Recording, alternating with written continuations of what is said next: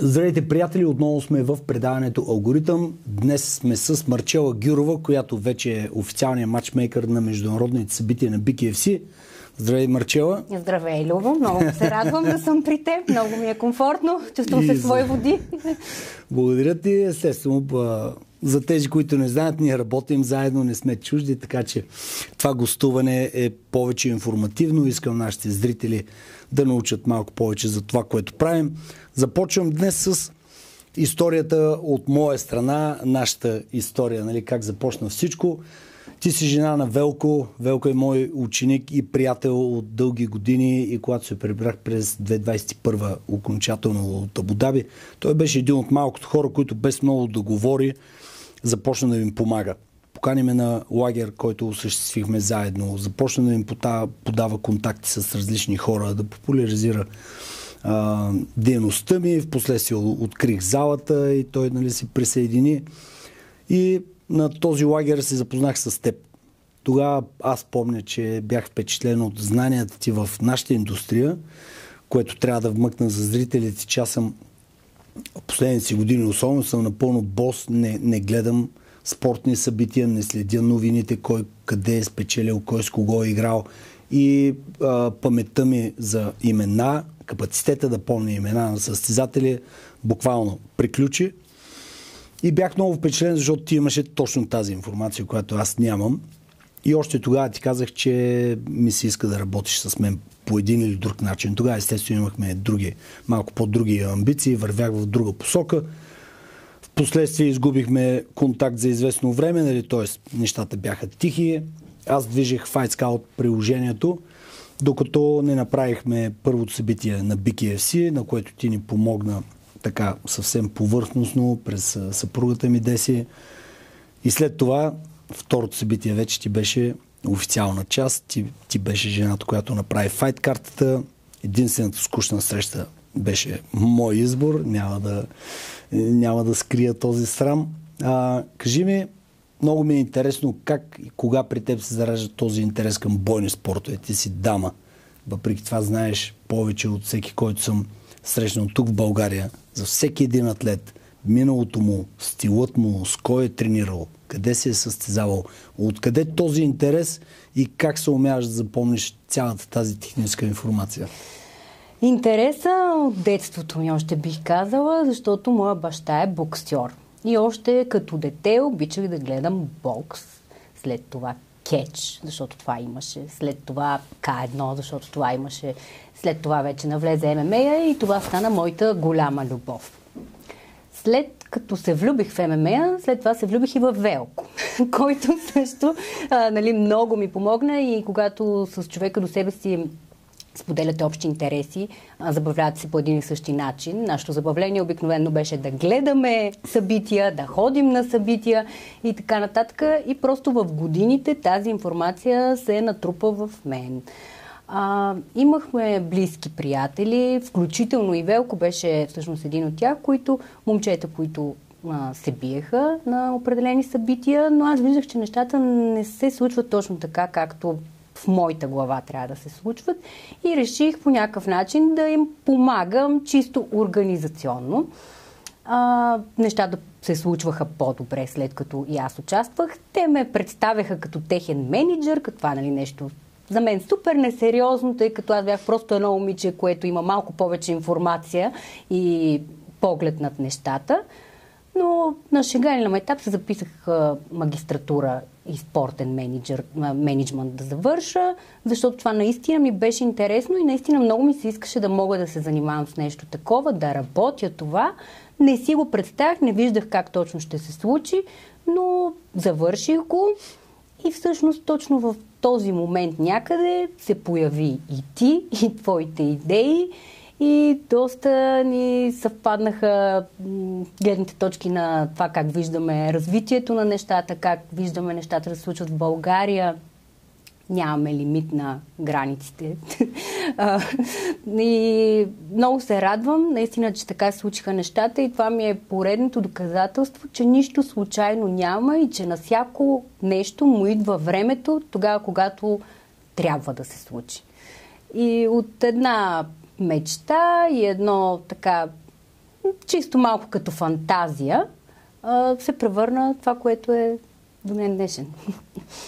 Ти за мен си вторият пример, първият съм аз за себе си, но ти си външен пример за това как, според мен, човек трябва да мечтае, реалистични мечти, естествено, и как трябва да е наясно дали мечтата, която има, наистина съвпада с нещо, което може да бъде постигнато, с нещо, което пасва на човека.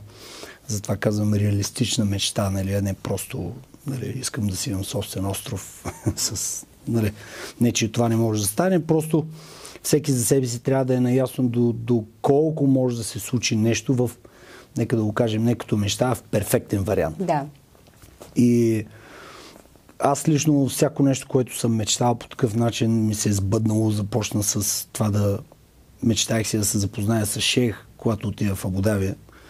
Нали, без да знам защо точно с шейх и какво точно. Нали, просто имиджа за някой, който е толкова влиятелен, че може да ти изпълня желанията, колкото и детско да звучи.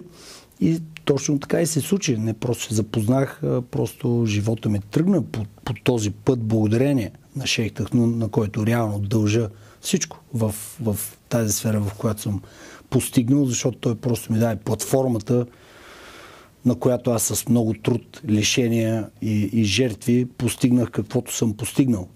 И ти за България, бидейки жена, нали, дама, интересът ти в бойни спортове, където дори и мъже с знания и възможности им е трудно да намерят правилния път, да се реализират и да постигнат нещо, което съвсем обективно може да бъде казано, да, това е постигнато.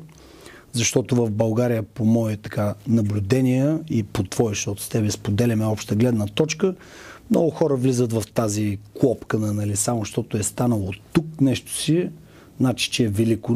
Не, много неща не са велики, когато ги съпоставиш с истинските знаменатели или показатели. Но ти си за мен примера външен, извън мен, че ако някой наистина вярва в нещо, но също така полага усилия да натрупам максимално много знания, защото знанието е ключа към успехи, към истина и към всичко останало и е този елемент, който хората неглижират. Ти си се отдава на това нещо, любителски или не, някъде вътре в теб мисля, че ти си искала това да е повече от любителско. Абсолютно, просто не виждах начин към тогавашния момент как ще се случи, но много пъти ми се е случвало, да речем, да съм на събитие, да гледам мачовете, които изпитвам ужас, как са подредени, как са наредени, как са сгубени и си казвам, Боже, дано някой ден да имам възможност аз да дам моите идеи за това нещо, като тогава естествено са били много по-малки, много по-на ниско ниво, ако мога така да се изразя, но съм искала да правя точно това. Не съм знаела как. Да. Аз точно за това те давам за пример, защото когато човек наистина вярва и отвътре гори за това нещо, но не е само това да е някаква идея, която много искаш, не, наистина да полагаш труд и усилия, да вървиш по някакъв начин към тази идея, то съдба, вселена или сили, богове, каквото и да ги наричаме, така завъртат нещата, че някой от някъде се включва и избъдва твоята мечта. Така че много се радвам. За мен трябва да споделя, че възможността или шансът аз да бъда този, който ти дам добрите новини с бикия си, нали, прави мен толкова щастлив, може би малко повече отколкото теб, защото винаги съм се радвал да правя нещо за хората и понеже знам какво отнема за някой да постигне нещо трудно и особено когато е жертвал и е инвестирал и аз съм този, който му даде наградата, нали, ме поставя мен в така много, много приятно настроение и радостно настроение. С теб споделяме общи възгледи върху няколко ключови елемента в развитието на бойните спортове в България и как те се менеджират. Едно от основните неща, които виждаме еднакво, е как български бойци често биват издигани до някаква височина, чрез нареждане на по-лесни мачове, нали, или да се бият само в една верига, където лесно да бъдат издигнат издигнати като герои. И в последствие, което не осъждам, нали, това се прави и на Запад, и навсякъде. И всеки, който се е състезавал, знае, че когато се състезаваш в друга държава, не нокаутираш ли човека, не го ли довършиш, естествено шанса да дадат за домакина е много по-голям. Но това, което и теб и мен ни бърка е, когато стигайки това ниво, независимо, нали, по какъв начин, след това няма по-нататък. Следващия етап липсва. Реализацията на българина в чужбина липсва поради лош мениджмънт или влизане в зоната на комфорта. Нека само тук да си играем, да печелим, нали? Видиш ли, защото е по-лесно. Липсата на стремеж, може би от страна на състезателите, наистина да тестват себе си, да тестват собствените си умения срещу по-качествени бойци в среда, в която, както казвате, киримидите бият навън. Аз съм минал по този път и на времето пътувах и без треньор, дори когато съм нямал верен човек до себе си, просто за да тествам себе си. С теб си съвпадаме по това нещо. Кажи ми през твоята призма, тъй като и ти си прекарала живота си тук, много повече хора познаваш. Защо мислиш, че се случва това? Българският менталитет ли е? Парите ли са? Кое кара българина? Микс от много неща. Аз го разделям на две части цялото това нещо. Значи, първо, има бойци, които наистина не искат да излизат от зоната си на комфорт, харесва им да са герои, харесва им винаги да печелят, не полагат дори толкова усилия за саморазвитието си, за надграждането си, като умения и като всичко останало. Те са свикнали да бъдат, да кажем, местни герои. Това ги устройва напълно и нямат дори по-големи амбиции. Има такива, които имат желание, но нямат правилните хора около себе си, които да им помогнат да стигнат наистина по-високо ниво или дори да излязат на мач чужбина. Нали, знаеш, тези неща се случват обикновено с контакти. Рядко ще се случи някоя чуждестранна промоция да потърси някой боец, защото се е впечатлила от него, защото най-малкото тя няма и къде да се е впечатлила от него, тъй като много малко от събитията, които се провеждат тук, са достъпни за чужбина.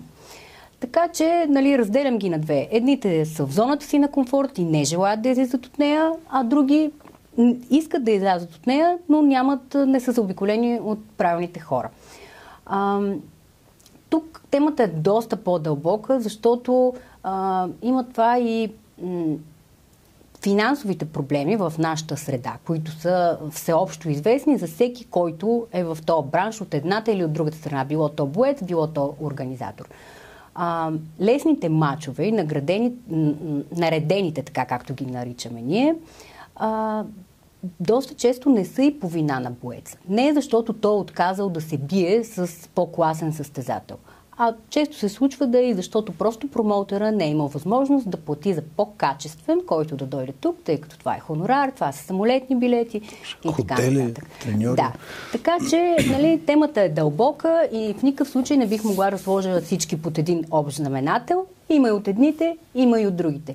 Но за съжаление, факта и това, което може да имаме като заключение, е, че буквално са единици, дори в момента се сещам за един-двама, които са българи, излезнали в чужбина и постигнали нещо, за което, разбира се, ние им казваме браво, им се възхищаваме и те са примера, че може. Може. Искаш ли, работиш ли, взимаш ли правилни решения, заобикаляш ли се с правилните хора, това може да се случи. И се надявам те да са примера на всички останали, които казвате ми, да, ама то аз, защото работя, аз, защото няма с кой да си партнирам и така нататък. Това са оправдания. Всички работят. Значи никой не е станал шампион, защото си е намерил спонсори и те са почнали да го финансират и той е само тренирал. Надали има такива хора. Да, и да има. Те са единици на фона на хилядите, плюс това нашата индустрия е изключително неблагодарна индустрия. Отсява почти, т.е. тези, които успеят да минат през ситото, са наистина комбинация от късмет, заложби, правилен мениджмънт и да. Нали, определено, естествено не може да се очаква всеки да постигне нещо. Аз дори мисля, че тази илюзия, че заслужаваш е нещо, което пречи на много бойци. Абсолютно. Тук също бих мъкнал за нашите зрители. Това не е проблем само за България. Дискутираме България, защото ние сме българи и организираме събития тук. Но сега ти си въвлечена на международно ниво. Аз съм бил въвлечен 20 години на международно ниво. Същите проблеми са навсякъде, драги зрители. България не се различава с абсолютно нищо. Аз съм работил с бразилци 25 години и те са почти идентични с нас. Нали. Претенцията да е някой да му се плати много, а насреща нищо. Нали. Дори не си следят датата на изтичане на международния паспорт, за да отидат на събитието, че на Абу Даби Warriors, като го организирахме, имахме и случаи, когато някой не идва, защото той няма виза. Той си помислил, че нашата покана, която той трябва да яде на посолството, е визата му. Нали. Тоест, такъв тип примери не са типични само за България, но тъй като ние сме тук, комуникираме с българи, много спортисти, менеджери, промоутери и треньори комуникират с нас и затова искам да засягам само българската част. До каква степен мислиш, че историята ни от комунизма и малко след комунизма, когато правителството подпомагаше развитието на спорта, до каква степен мислиш, че това усъкати съзнанието на българите, които до голяма степен и до ден днешен очакват някой да им дава? Държавата нищо не прави, то нищо не прави, на министерството. Нали? Винаги го има този елемент за това как някой не ти е дал на теб, за да правиш. Нали? Все едно са длъжни да ти дават. До каква степен ти през твоята призма мислиш, че това е? Много висока степен. Това е просто, ще го нарека, народопсихология, защото то е предавано от поколение на поколение и дори тези, които в момента нали, са на такава възраст, че не са живели по комунизма, включително и аз съм се родила точно когато той е паднал, но нали, цял живот слушаме това. Едно време те даваха пари за това. Едно време те ни даваха пари за плати, даваха ни чин в полицията на спортистите и така нататък и така нататък. Това е точно менталитет. Това е предавано от поколения и в момента пречи, защото фактите са такива, че държавата не помага и по-добре е да ги приемем и да търсим други алтернативи, отколкото да продължим да се надяваме, че държавата ще ни помогне, защото явно сме далеч от този момент. Аз тук дори бих го взел една идея по-надалеч. Аз мисля, че в момента, нека кажем хипотетично, че подкрепата от държавата в момента се върне същата, каквато е била тогава. Тоест, заплати за треньори, заплати за състезатели. Аз мисля, че това ще е пагубно. Защото на времето нямаше какво да правим с тези пари.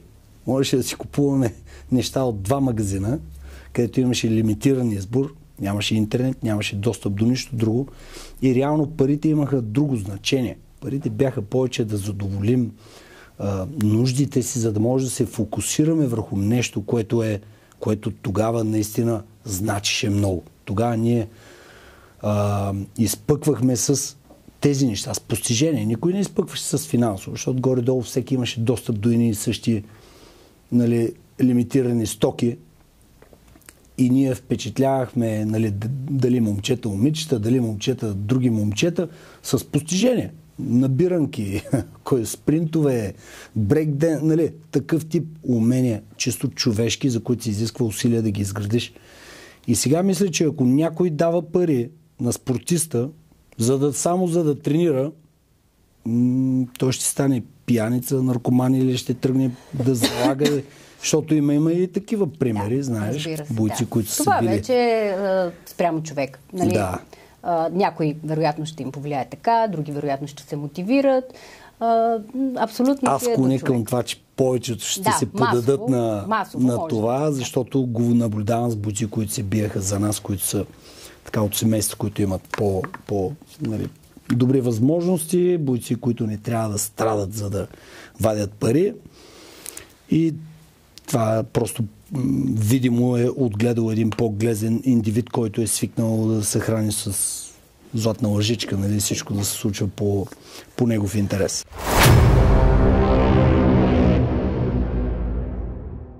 Сега с теб искам да си поговорим малко и за BKFC. Второто ни събитие тук в България, BKFC 58. Файткарта беше изцяло построена от теб. Тогава, освен файткарта, обаче други елементи, които сега искам да засегнем е не само как се прави файт карта, не как се подбират бойците, а по-скоро какви са нашите взаимоотношения с бойците, защото за широката публика, както и за повечето състезатели, това все още е тема, която никой не е задълбал, разискал и ги е запознал с това нещо, за да сме всички на едно ниво информационно, най-малкото. Да. При нас идваха в офиса, кой ли не е, много желаящи имаше да се състезават по един или друг начин. Отсяхме тези, които ти прецени, че са читави или не. Разкажи ми, моля те, или по-скоро разкажи на нашата публика, какво трябва да вземе под предвид един боец, когато е в взаимоотношения с верига или организация от по-висок ранг, така или? Т.е. международна, да я наречем, да не засягам никой, но международна, т.е. такава, която има всичките елементи на развита организация, с сделки за излъчване по телевизии по света, с собствена платформа за излъчване, с история, с публика в 100 плюс държави, нали, а не само локал. Кои са факторите, които един боец трябва да вземе по внимание извън уменията му да се бие? Първо, трябва да е наясно, че колко добър боец е, не е най-важното. Тоест, естествено, той да влезне вътре в тази организация, трябва да бъде добър боец. Но това далеч не е достатъчно, тъй като това е международна организация. Изключително голяма, изключително мащабна, защото се разпростира вече по целия свят. И желаещи да се бият, има наистина хора, повярвайте, много. Ама много. Ние буквално не смогваме да отговорим на всички, които желаят, всички, които питат как могат да влезнат и имат интерес. Така че това, че си добър боец, имаш добри умения, далеч, за съжаление, не е достатъчно. Ти трябва самият ти да предложиш нещо на организацията, да покажеш, че ти с нещо си по-различен от всички останали добри бойци, които искат да се бият. Защото за едно събитие ние взимаме горе-долу 24 човека. А за същото това събитие чакат наистина понякога хиляди да се бият. И ние трябва да определим тези 24 човека, които не само са добри бойци, но и носят нещо с те самите на организацията. Какво могат да носят те? Те могат да са достатъчно атрактивни, интересни, въвличащи публиката по един или друг начин. Тук не търсим някакви клоуни, които да се правят на много агресивни или да правят цирк, да създават. Нали? Това вече е спрямо боеца и неговите възприятия за това дали искат те да бъдат шоумени, дали искат да са си по-тихи и по-скромни. Нито един от двата профила не е това, което се търси. Въпросът е, че те могат да въвлекат публиката така, че тя да ги следва, тя да се интересува от тях, да ги гледа, да гледа какво качват, какво постват. Много искам, нали, ясно да ние не ги караме да бъдат инфлуенсъри и да качват хиляди безумни неща, но просто те трябва да носят нещо на промоутъра. Трябва да има кой да си плати pay-per-view за тях, трябва да има кой да си купи билет да дойде да ги гледа. Това е нещото, което ги отличава от всички останали добри бойци. И това не важи само за BKFC, според мен това важи за всяка една организация, защото наистина бойците, не всички, разбира се, никога, когато кажа бойците, нямам предвид всички под общ знаменател, но има такива, които нямат абсолютно никакво присъствие, медийно, публично, не обичат да говорят, срамуват се. Разбирам, нормално е, всеки в началото, вероятно, нали, има сценична треска, но това е абсолютно задължително. Когато се биеш на високо ниво в голяма организация, ти трябва да допринасяш не само с мача си, а и преди мача си, и след мача си. Ти трябва да си интересен за публиката, за да можеш да очакваш, че ще има отново интерес към теб. Това, че си направил хубав мач и хубав бой, да, със сигурност е окей, но понякога далеч не е достатъчно. Да, аз бих направил аналог с филмовата индустрия, което може би е много по-лесно смилаем за всеки. Когато видиш филм с актьор, който харесваш, шанс да гледаш този филм е по-голям. Да. Ако е с неизвестни актьори, няма да го гледаш. Но как стават известните? Всеки създава някакъв вид присъствие. Всеки представя личността си по начин, по който публиката да му е интересна. Тя може да те мрази, може да те обича, може да се възхищава и много правилно казваш, нали, при Руси Хаджиев, наше момче с перфектен капацитет да постигне мечтите си. Той примерно има сценична треска, не е типа, който ще бъде шумен, говорим. Това не означава, че е минус. Той може да бъде тихият воин, който стъпва на сцената, но все пак трябва по някакъв начин присъствието на боеца да ангажира публиката, защото бойците не разбират следното нещо. Ти го казваш, аз ще го перефразирам. Ние сме партньори. Аз съм промоутера, ти си боеца. Аз ти давам платформата, на която ти да изградиш твоята кариера, ти трябва да ми напълниш лекичко хазната. Нали, защото никой в нашата индустрия, с изключение на UFC, но и при тях нещата не се случиха лесно. Нали, те са най-дълготрайно съществуващата организация и години наред оперираха на загуби. Но освен тях в момента никой друг не е печеливш. One FC исторически, откакто са създадени, работят на тежки загуби. Белото работиха на загуби, приключиха PFL са на загуби. Нали? Всеки, и тук споменавам само тези, които съм запознат директно, но Глори, доколкото знам, също не са в такава величина, че просто да ти подарят парите, защото си известен. Нали? Ти, за да си известен, си направил нещо по-различно от всеки друг. Да. И то не е само победи.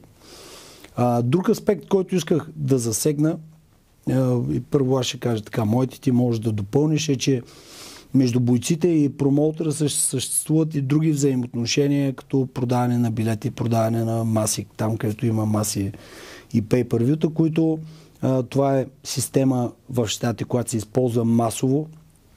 Тук съвсем наскоро така започва да се прави и на бойците им е много странно, на треньорите им е много странно, нали? Продаване на билети, нали? Аз да не съм будка за билети, да, не си будка за билети, но когато ти ми продадеш 1000 билета или 100 билета или 200 билета, ти ми даваш приход и от тези пари аз с удоволствие мога да ги споделя с теб и така да имаш по-високо заплащане. И в този ред на мисли тук да спомена, че има бойци, които забравят тези, нали, взаимоотношения. Видях, че Жоро Валентинов не е пропуснал, пак като има медийно внимание, да наклевети нещо, нали. Когато той си би на първата ни гала, той закупи маси, които така и не плати, които му бяха удържани от хонорара, естествено, което е и в договора. Има и санкции, които налагаме за различни вид поведение, непристойно поведение, политически агитации, расизъм и така нататък. Това са едни стандартни стратегии и тактики на световната сцена, които нашите бойци трябва да бъдат по-запознати, трябва да бъдат наясно с взаимоотношенията им. И в този ред на мисли си, мисля, че малко от тях дори четат договорите, които получават. О, да, определено. Ежедневно се сбръскваме с това да не са наясно какво подписват. С елементарни неща, какво подписват буквално. В този ред на мисли, според теб, колко е важно боеца да има менеджер, как да намери този менеджер, как да разбере дали менеджера му е правилен или не, защото и с такива имахме достатъчно опит, нали, менеджери, които нямат никаква представа какво значи да менеджираш боец, включително също не четат договори неща, пък менеджерат български бойци тук имат претенции да... Доколко е важно боеца да има, как да го намери, как да го подбере, колко бързо или ефикасно може да прецени дали менеджерът наистина защитава интересите му и би могъл да му изгради кариера или не. Какво мислиш? Така, за нашите географски ширини няколко хора определят себе си като менеджер. Така общо взето ще го нарека. Всеки, който е малко по-навътре в индустрията, може би знае кои са тези хора. Трудно е за българския боец да си намери менеджер, освен ако въпросния желаещ кандидат-менеджер не го потърси и не му предложи нещо. Важно е. Разбира се, важно е боеца да има менеджер, но много зависи какъв. дали наистина този човек е компетентен и би могъл, има капацитета, има контактите, има всичко необходимо, за да бъде в плюс за неговата кариера, или е просто някой, който иска да прибере 1% от някакъв хонорар и да сложи етикет на себе си, че аз съм мениджър на този боец. Особено когато боеца вече е изграден и когато го хване в, така да кажем, пика на неговата кариера. Това е много по-лесно. Тогава, разбира се, бойците, които вече имат повече опит и то положителен зад гърба си, със сигурност са имали много повече такива обаждания от хора, които желаят да ги менежират, за разлика от тепърва прохождащите, които все още не са наясно как точно се случват нещата и няма такъв интерес към тях. Това, което бих ги посъветвала, е да внимават, когато се съгласят някой човек да им бъде мениджър, те да четат внимателно договорите, които разписват, защото често се случва така да стоят година-две без матч, защото те са подписали с един мениджър, който реално не може да им осигури нищо. Това са неща, които могат да се дискутират, когато те са решили, че този човек им пасва и биха искали той да ги представлява, той да е визията на тяхната кариера. Всичко може да се дискутира, могат да си дадат някакъв пробен период, както правим и ние, в който да преценят дали си пасват или не, за да не подпишат нещо, което ги държи на резервната скамейка няколко години, които всъщност са ценни и може би най-важните от кариерата им. Да, супер. Да, аз лично мисля, че нещата, които трябва да се вземат по внимание, или т.е. как би протекла един перфектни взаимоотношения между боец, промоутър, менеджер през моята призма, менеджера трябва да изисква договорът за предстоящия бой на спортиста минимум 3 месеца преди самата среща. В договора трябва да присъстват всички детайли, кой е противник, какъв е хонорара, условия за ползване на имидж за снимки и прочие, поява в медийни изяви, глоби, поведение, униформа, т.е. един договор. Само четейки договора на една организация, може да ти стане ясно доколко тази организация е сериозна или не. Работата според мен на менеджера е именно тази. Нали. Първото нещо е да изиска този договор достатъчно време преди матча, за да може боеца да се подготви целенасочено, но да знае, че има подписан правен документ, който му гарантира по един или друг начин компенсация, включително и при непровеждане на събитието или провал на събитието или среща, промоутър е длъжен да компенсира боеца за загубеното време. Тук мисля, че бойците много често се страхуват да поверят доверието си в ръцете на друг човек, менеджера, в това той да подбира с кой подходящо да се играе и не. И много често в нашата индустрия менеджерите не са бойци. Нито са инструктори. Много често дори не са ударени в лицето. Аз лично бих посветил бойците да стоят далече от такива менеджери, защото те не могат да разберат и да преценят правилно. Независимо дали имат добри или лоши намерения, те не могат да преценят правилно как се изгражда кариерата на боец. Могат да се съгласят на дадена среща, знаейки, че техният боец може да падне, само защото веригата е голяма. Това е, може би, най-лошото начало. Да направиш първа среща в известна верига с противник, който има много голям шанс да победи. Така че за мен един сигнал, такъв веднага червен флаг на менеджери, които твърдят, че са менеджери и се вживяват за такива, са такива, които не са участвали, не са били състезатели на професионално ниво. Там на любителски, дали с борил, дали тренер бокс, като малък, това не означава, че разбираш. Аз лично не мога да преценя добре. Аз никой не съм имал амбиция да съм менеджер. По принцип бягам от това нещо. Единствено там, където може да помагаме. Но затова ти си част от нашия екип, защото ти следиш кариерата, знаеш кой кога е играл, с колко мача, как е бил, какъв му е стила. Това са неща, които един менеджер трябва да знае перфектно добре, за да прецени правилния противник за своя състезател. В същото време нещо, което липсва на всеобща сцена, не само в България, според мен е дипломатичност от страна на менеджерите. Това желание, не, за тези пари ще се бие, иначе отказваме. Липсата на дългосрочно планиране. Добре, нека сега ще поемем малко по-нисък хонорар, но с този противник може да покажем истинските умения на боеца. Ще се възползваме от това нещо за медийна изява, за връзки с спонсорите и ще го надградим. Мисля, че в днешно време всеки търси шорткът. Да. Сега, за богатяване на момента. Да, всичко или нищо, все едно един път го правим. Да. И естествено и такива примери имаме тук, в които само защото не му е предложена по-висока сума в сравнение с втори мач спрямо първия, не говорете с мен.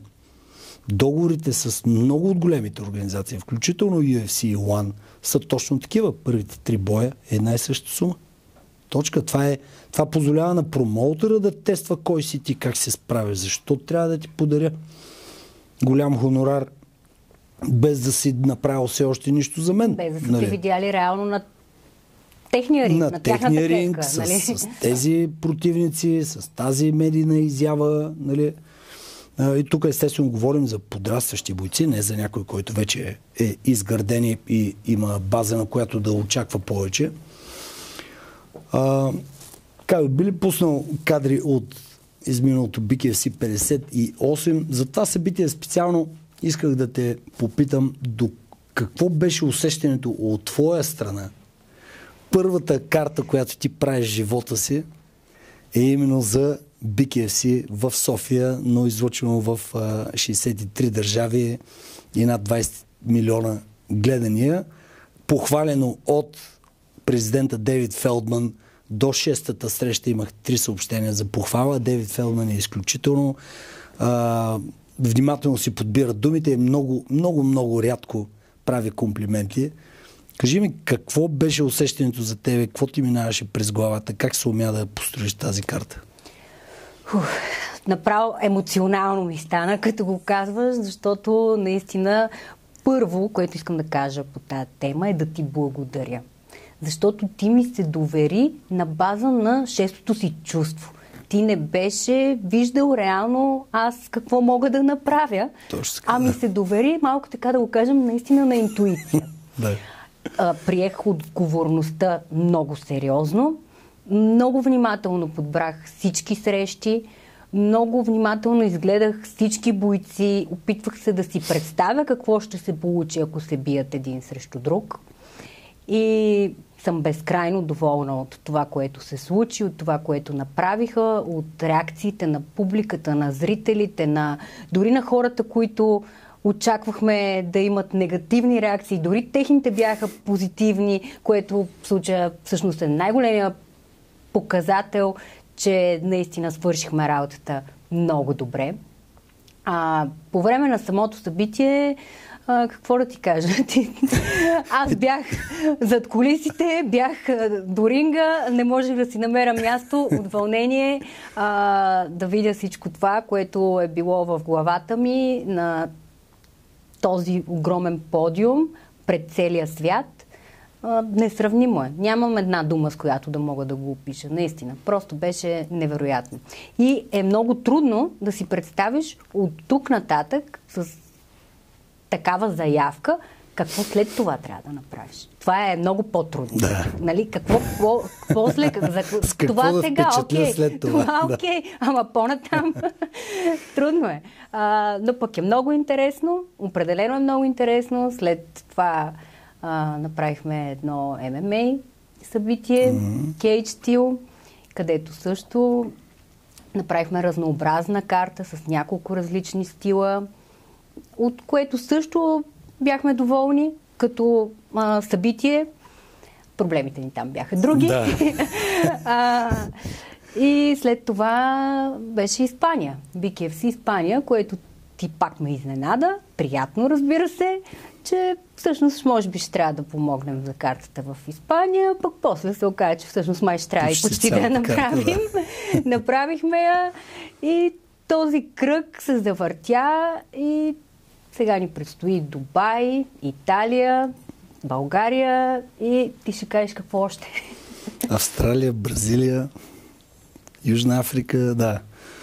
Нека си върви, нека да върви. Оставаме на тема BKFC.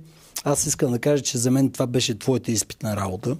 наистина ти се доверих интуитивно, но не без да... Не е изцяло интуитивно. Тоест, интуитивно се надявах да оправдаеш очакванията. Не моите, а на Дейвид, защото аз, нали, това, което ти си пред мен, аз съм пред Дейвид. Ти искаш да впечатлиш мен и аз да съм доволен, аз искам да впечатля някой друг. И интуитивно се надявах, че ще оправдаеш или надхвърлиш очакванията ми, за да мога и аз да изглеждам добре в очите на президента и естествено да успея да го убедя тук да стане някакъв вид място, откъдето да помагаме за международното развитие. Ти се справи чудесно, трябва да ти кажа, че когато Дейвид ме похвали още в началото, буквално след втората среща, нали, първата свърши с нокаут, втората беше нокаут на... Втората беше Здравко и Руслан. Втората Здравко, да, третата беше нокаут. Да. Тогава той ми писа пак. Аз веднага държах да му кажа, че файткартата е направена първо от дама, от жена, от нашия екип, защото за всеки, който така гледа по-нормално на едно бизнес развитие, било на бизнес, било на организация, един лидер трябва да разбере, че той може да е лидер и да постига само ако всеки под него бута нагоре. Той не трябва да дърпа. И за мен да покаже, че нашият екип е толкова добър и че аз съм нямал нищо общо. Напротив, аз дори поех вината за най-скучната среща. За да е неясно, Дейвид, че в нашия екип има квалифицирани, кадърни, талантливи хора, които заслужават да бъдат използвани от BKFC, за да може BKFC като организация да расте.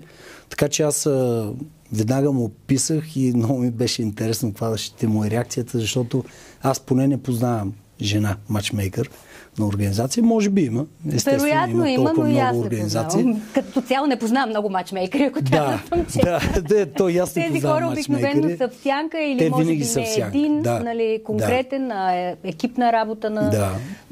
Много често, включително сега и в BKFC виждаме, че матчмейкър за американските събития е човек, който не че в сянка, но той задължително потвърждава неговите предложения с лидера, с главния човек, с Дейвид Фелдман.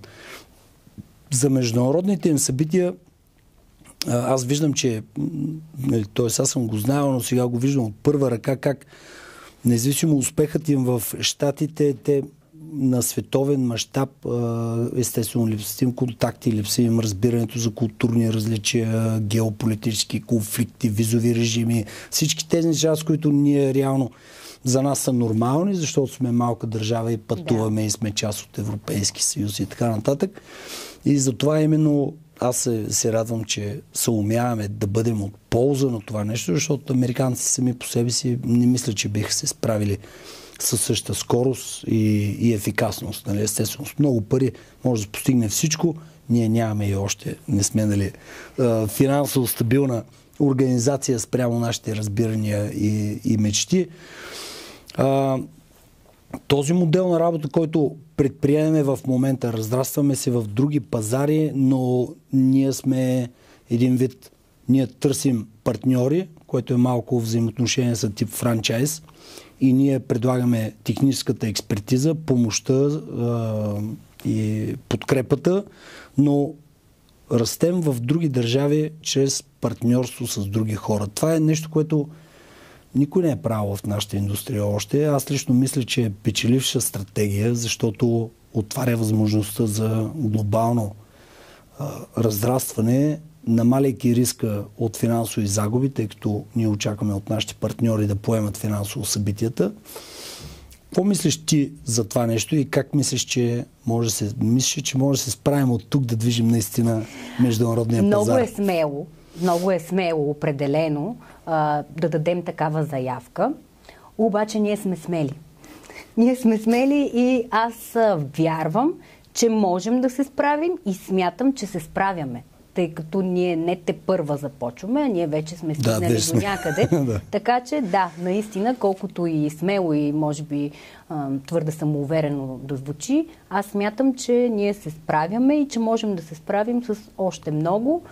Ние имаме не много голям екип, но добре структуриран И желанието, което имаме, смятам, че е над всичко. И всяка една трудност, невъзможност и пречка всъщност се превръща в просто проблем, за който се намира решение, но сме водени най-вече от желанието си. Супер!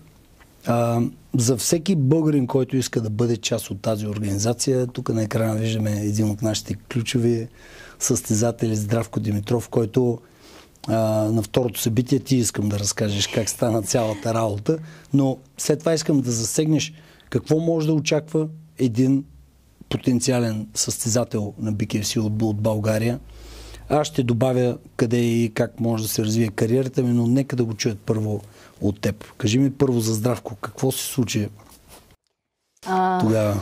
Това беше много екстремна ситуация, екстремна в пълния смисъл на думата. Това е Руслан Токтаров, който трябваше да се бие с Лудвиг Лупър от Германия. Те пристигнаха 2 дни преди събитието и германеца имаше възпаление на окото. Така пристигна. Пратихме нашия лекар от BKFC да го погледне. Аз бях доста притеснена какво ще се случи, ако той не може да играе. Лекаря каза, че не може да даде отговор, може утре да е добре, може да стане по-зле. Ще видим. А на събитията на BKFC преди претеглянето се провежда медицински преглед, който е физически, очен от лекаря, който си е на BKFC. И в деня на събитието аз видях в деня на Кантара, всъщност, когато бяха прегледите, аз видях германеца, всъщност при него първо отидох, когато отидох на мястото, защото ми беше много притеснено и като му видях окото, ми беше ясно, че няма как лекаря да позволи той да играе. Потърсих Руслан, намерих го, сваляше килограми, беше изключително зле и знаех, че вероятно ще трябва да му кажа, че мачът му отпада и че всичко това, което прави в момента, сваляне на килограми, цялата му подготовка и всичко останало, ще остане без да е показал какво може. Много ми се искаше да спася тази среща. Спомням си тогава, че ти казах, че имаме проблеми и така нататък. Ти каза, какво да направим? Случват се такива неща, спокойно. Нали, така. И звъннах на Здравко, който всъщност предния ден беше дошъл до нашия офис, да се видим и да вземе нещо, трябваше да му дадем. Аз знаех, че той много иска да се бие, но построявайки картата, нямаше къде точно да го включим и той остана за следващ път. Даже всъщност тогава планираше да участва на ММА събитието, което организирахме. Звъннах му, казах му, виж сега, свободен ли си? Той каза да. Не, всъщност каза, отивам на работа. И аз му казах, ако искаш, утре можеш да се биеш. Той мълчи. И аз обясних му каква е ситуацията и му казах, трябва ми отговор сега. И той вика, половин час. Викам, не, Кантара започна. Или сега, или няма да стане.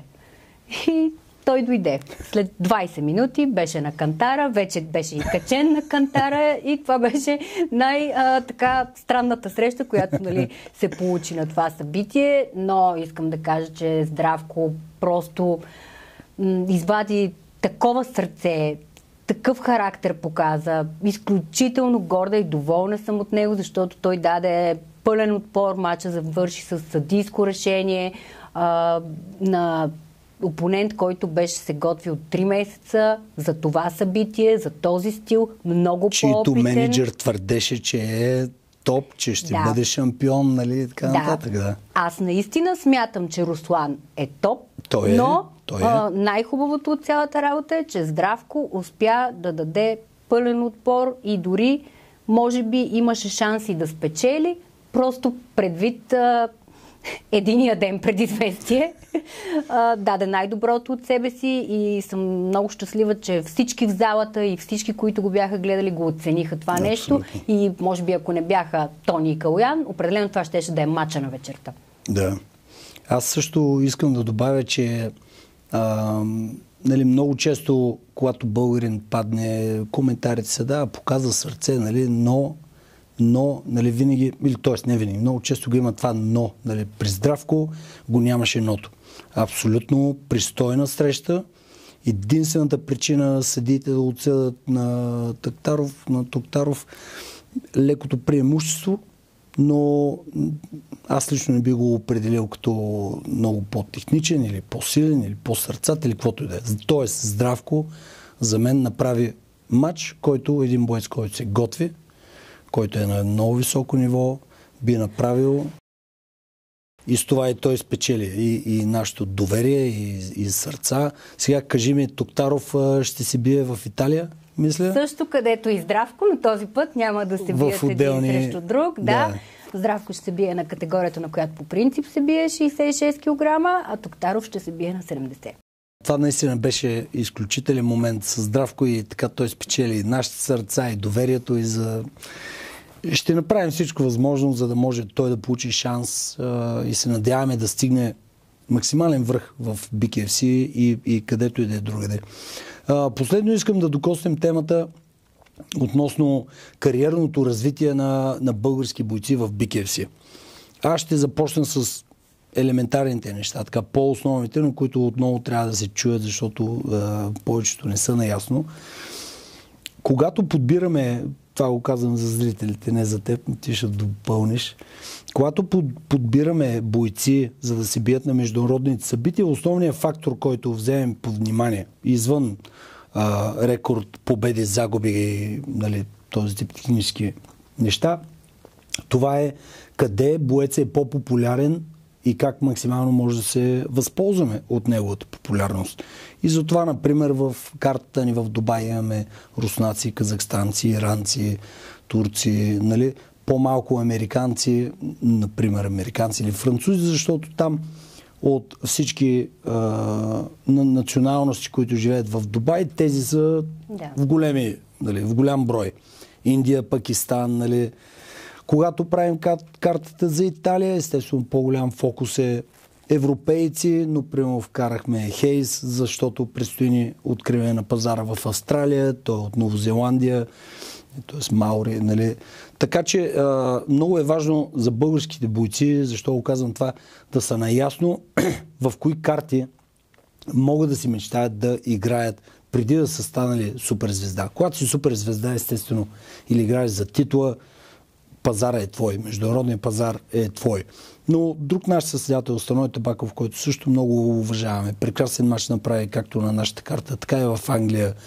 Нали, неговото желание да продължи в организацията ще подкрепим с пълно сърце, но просто той е пример да кажем, когато имаме карта в даден пазар, ако те не са популярни там и няма да допринесат за продажба на билети, нали, че няма как да го направим и то не е само за българи, то е за всяка друга националност. Другото нещо, което е важно да се знае е, че мечтата би била за боеца да получи договор за няколко боя, където са фиксирани хонорарите, които ще получат и може да бъде описано дали този боец планира да бъде издигнат до титула в дадената категория или не. И тъй като организацията е сравнително млада, пак казвам, не сме финансово, нали, избухнали, тези хонорари се покачват постепенно и в много случаи може да не са каквото бойците си мислят, че ще е, защото тук имиджа е много важен. Да, известни сме, да, растем, но все още не сме финансово стабилни. Дори неотдавна имахме, нали, и случай, където помогнахме или уредихме Руси Хаджиев да се бие в One FC. Ти сама знаеш, че хонорарите там са сравнително ниски, че удържат и данъци от хонорара. А дори не покриха и самолетни билети. Без да покрият самолетни билети, нали? Но тъй като навсякъде има наплив от бойци и всеки кой може да добави, както ти много добре каза, отгоре на бойните ти умения, какво друго слагаш ти на масата? Популярност, социални канали, въвличане на публиката, характер, личност. Просто трябва да са наясно с тези фактори бойците, но допълнително за нашите състезатели, какво могат да очакват в кариерен план, имайки предвид, че имат на собствена почва възможност да говорят с човек като теб и мен, за да участват? Могат да очакват всичко, Стига да имат достатъчно добра самооценка и да са наясно наистина как биха могли да стигнат до това, което целят. Давам пример. Знаеш, за зрителите го казвам, аз общувам с всички бойци. И с българите, и с всички чужденци навсякъде, и виждам мисленето. Българите до някаква степен, някои от тях, разбира се, го възприемат все едно, им се молим да участват. Аз се обаждам с предложение и отсрещната реакция е малко така, все едно аз ти се моля. Не, аз не се моля на никой, защото, пак казвам, наистина факт е, че има безкрайно много хора, които желаят да се бият.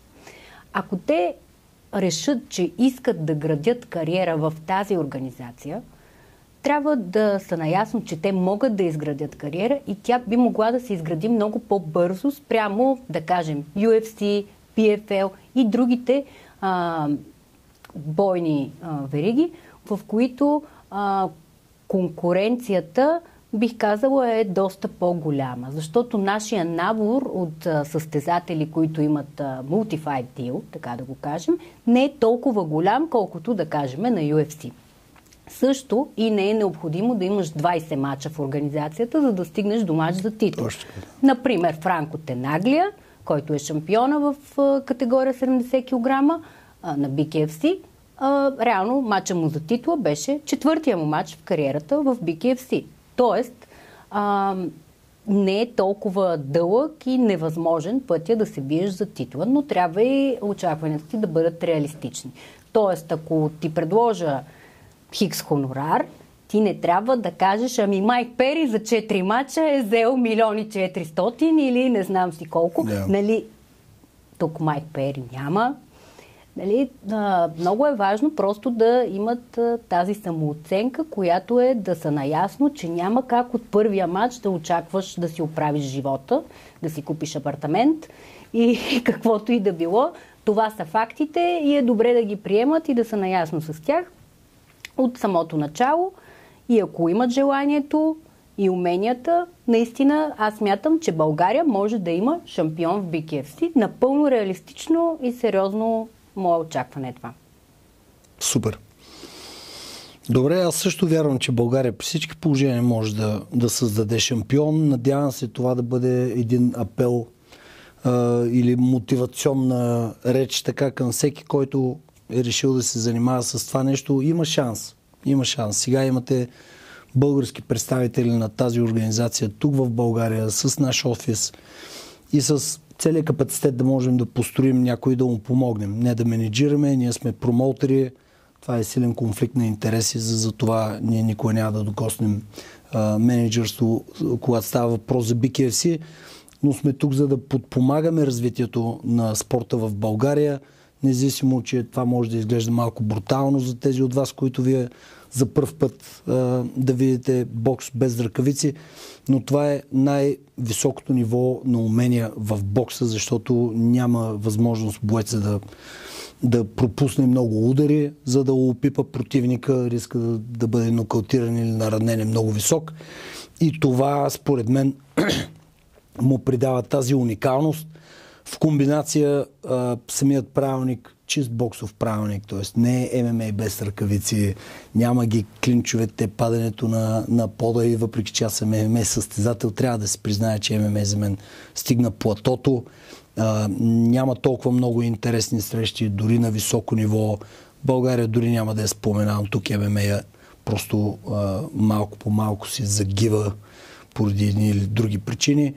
Но в BKFC имате бъдеще, имате и марчета, която оказва внимание и нужното внимание на всеки един боец, но трябва да сте наясно с това какво искате, трябва да сте наясно, че това е неблагодарна индустрия, нищо не идва даром и ако искате да се занимавате, трябва да жертвате, трябва да сте наясно къде сте, кой сте и какво може да очаквате. Благодаря ти, Марче. И аз благодаря. Толкова много неща не си казахме, така че пак ще си дойда на гости и тук. Добре, супер. Благодаря на всички.